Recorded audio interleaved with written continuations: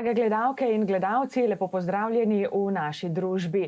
Poletna sezona se je začela, Zgornjesavska dolina je polna obiskovalcev, seveda pa v tem času poteka tudi kar veliko investicij. Skratka, veliko se dogaja, zato smo v studio znova povabili županjo Henriko Zupan. Dober dan želim.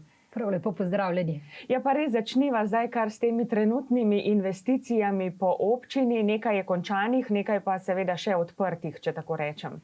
Ja, v občini je kar precej gradbišč, pa če mogoče začnem z obnovo ceste pri Koroni. Tukaj se je obnova zaključila, izvedena je bila vrhna plast asfalta, potem se izvaja obnova Vršiške ceste v Jasni, kjer poteka tudi obnova komunalne infrastrukture. V Mojstrani se nadaljuje gradnja večstanovanjskega objekta, tam se izvajajo oziroma gradijo predelne stene in pa keramika v sanitarnih prostorih. Gradnja večstanovanjskega objekta se pričakuje, da se bo zaključila 21. avgusta. Potem na Dolnjem poteka investicija obnove ceste od hišne številke 40 do 48. Tudi tukaj obnavljamo komunalo, to se pravi vodovod, potem elektriko, telekomunikacije, meteorno kanalizacijo. Nadalje poteka obnova ceste v Ratečah od hišne številke 115 do 118. V Ratečah se bo kmalu začela obnova tudi ceste od 30 do 152.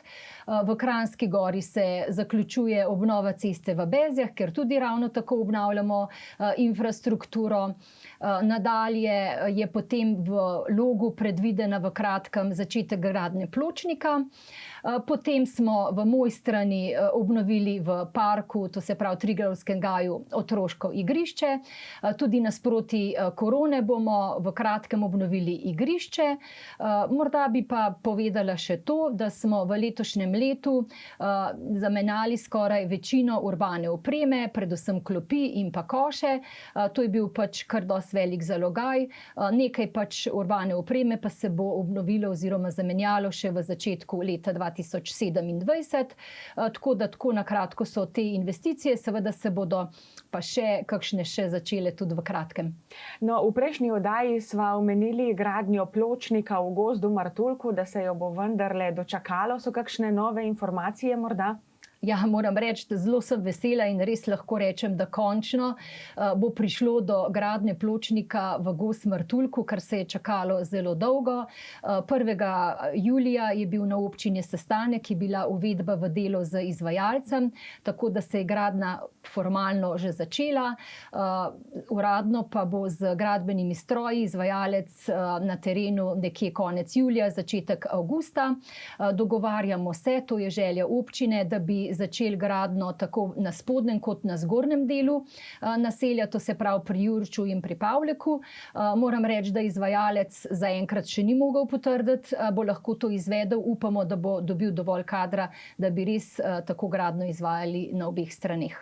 Tako da res z velikim veseljem, da se bo končno uredil in da bo tudi v gozd Martuljku poskrbljeno za varnost na celotnem odseku ceste. No, konec junija pa je bilo prav slovesno na Kranjskogorskem smučišču. Namreč zagnali so sedežnico Vitrans 2, ki je zagotovo kar velika pridobitev, pripelje pa nas prav na vrh Vitranca. Ja, res je velika pridobitev. Že na sami otvoritvi sem čestitala dejansko investitorju RTC Žičnicam Kranjska Gora, da so uspeli sanirati vse ukrepe, da so prišli do uporabnega dovoljenja za obratovanje žičnice Vitrans 2. Seveda velika pridobitev za Kranjsko Goro, če rečem tako, predvsem v smislu ponudbe tako imenovanega outdoor turizma. Kranjska Gora postaja vedno bolj, bom rekla, poletna destinacija in zato je tudi ta investicija preusmeritev nekako žičnic iz zimskega centra v celoletni gorski center. Rekli so s poudarkom tudi na izobraževanju in sicer v smislu poudarjanja oziroma pomena ohranjanja občutljivih vrst, kot je divji petelin. In prav zaradi tega žičnica v obdobju od 15. marca do 15. junija ne bo obratovala, bo mirovala, ker takrat ščiti bivalni prostor divjega petelina v gnezditvenem obdobju. No, zagotovo bo veliko turistov, obiskovalcev prišlo tudi zaradi te sedežnice zdaj v poletnem času v Kranjsko Goro. Velika promocija same destinacije pa je bila tudi kolesarska dirka po Sloveniji. Kolesarji so kar švignili, če rečem, skozi naše kraje, ampak velik dogodek.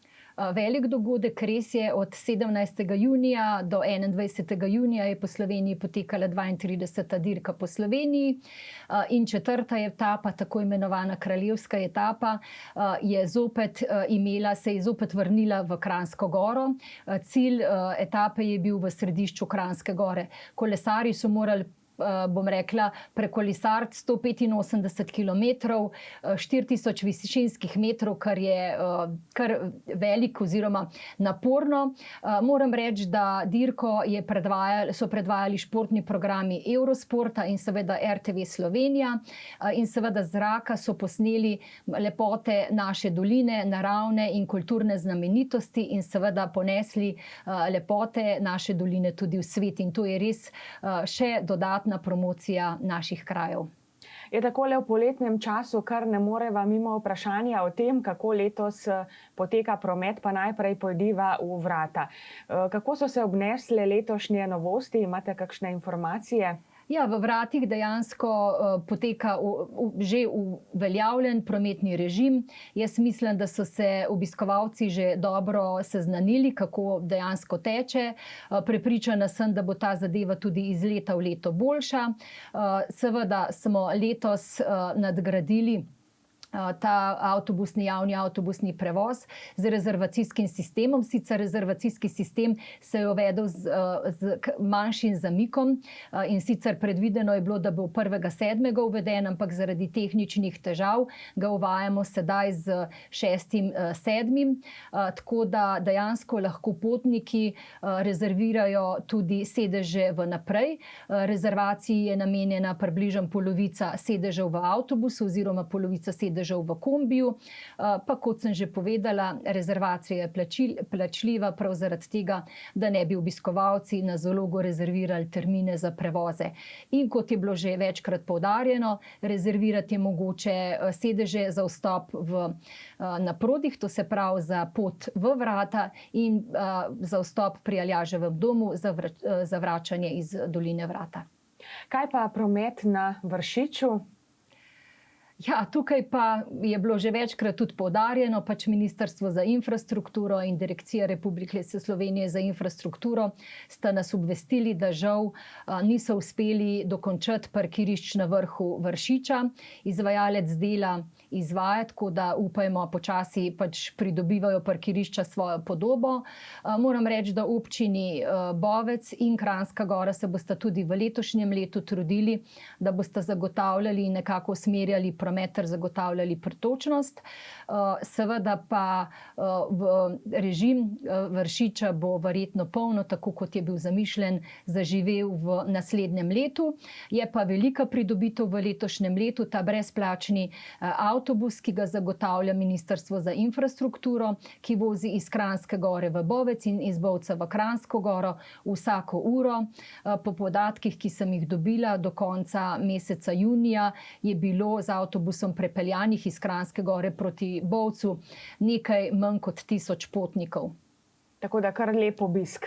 Tako, pa seveda spodbujamo, da res obiskovalci koristijo to možnost, ker na ta način dejansko prispevajo k boljši izkušnji obiska naših krajev, predvsem Vršiča. Je pa še ena nova avtobusna linija, Kranjska Gora-Trbiž-Podklošter, tudi dobrodošla. Seveda nova pridobitev, ta linija je sicer plačljiva, ampak se mi zdi zelo dobra pridobitev, tako da povežemo še sosednje države, sosednje kraje in seveda smo veseli, pa upajmo, da bo ta linija tudi v bodoče se obdržala. No, šolarji zdaj že uživajo na zasluženih počitnicah, ampak vseeno malce se še vrniva na konec šolskega leta. Takrat imate vedno eno prijetno dolžnost, da sprejmete odličnjake z obeh osnovnih šol, tako Mojstrane kot Kranjske Gore. Tudi letos je bilo, verjamem, da lepo. Tako je. Vsako leto sprejmem učence, ki zaključujejo šolanje v osnovni šoli, in sicer učence, ki so v vseh 9 letih dosegli odličen uspeh. in te učencem podelim županino petico in seveda še manjše darilo. Letos so dobili pač vstopnico za spust po ziplineu. Moram reči, da v letošnjem letu je bilo teh učencev 12, 7 iz osnovne šole Kranjska Gora in 5 iz osnovne šole Mojstrana.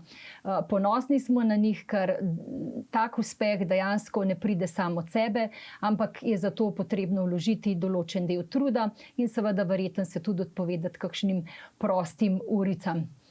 No, zdaj pa se bliža tudi čez dober mesec občinski praznik občine Kranjska Gora. Kdaj bo občinska slovesnost, kaj pripravljate? Ja, občinski praznik je 7. avgusta v spomin na, bom rekla, dogodek leta 1895, ko je Jakob Aljaž postavil na vrhu Triglava znameniti Aljažev stolp. In občinska slovesnost je vedno na predvečer praznika, to se pravi 6. avgusta, tudi letos bo ob 20. uri na trgu pred cerkvijo pač slovesnost s podelitvijo občinskih priznanj nagrajencem. Glasbeni gost bo letos glasbena skupina Rock and Band, tako da moram reči, da vse obiskovalce, vse občane, seveda predvsem prijazno povabim na to občinsko proslavo, da se podružimo in tako predvsem, da izkažemo čast tudi našim nagrajencem. Morda lahko zdaj že omeniva, kdo so letošnji občinski nagrajenci? Ja, kot sem že rekla, je tradicija, da se ob občinskem prazniku podeli zaslužnim občanom in seveda tudi društvom priznanje za njihovo delo, njihov prispevek pri razvoju in prepoznavnosti naše občine. Gre v bistvu za dogodek, s katerim jim nekako izkažemo neko spoštovanje za ves trud oziroma za njihov prispevek k prepoznavnosti našega kraja. Letos bomo podelili 3 priznanja, in sicer občinska priznanja občine Kranjska Gora, ki jih prejmejo gospa Sonja Zofija Mirtič, gospod Jože Martinjak in kulturno društvo Odmev. In že ob tej priložnosti vsem prejemnikom iskreno čestitam. Seveda se čestitkam tudi že zdaj pridružujemo iz naše ekipe. Želim vam prijeten preostanek poletja, seveda prijetne priprave še na praznovanje občinskega praznika, ko se vidimo, kot rečeno, 6. avgusta na občinski slovesnosti. Pa hvala lepa za današnji obisk v studiu. Hvala za povabilo in lep pozdrav tudi z moje strani. Drage gledalke in gledalci, vam pa hvala lepa za vašo pozornost. Lep večer in nasvidenje.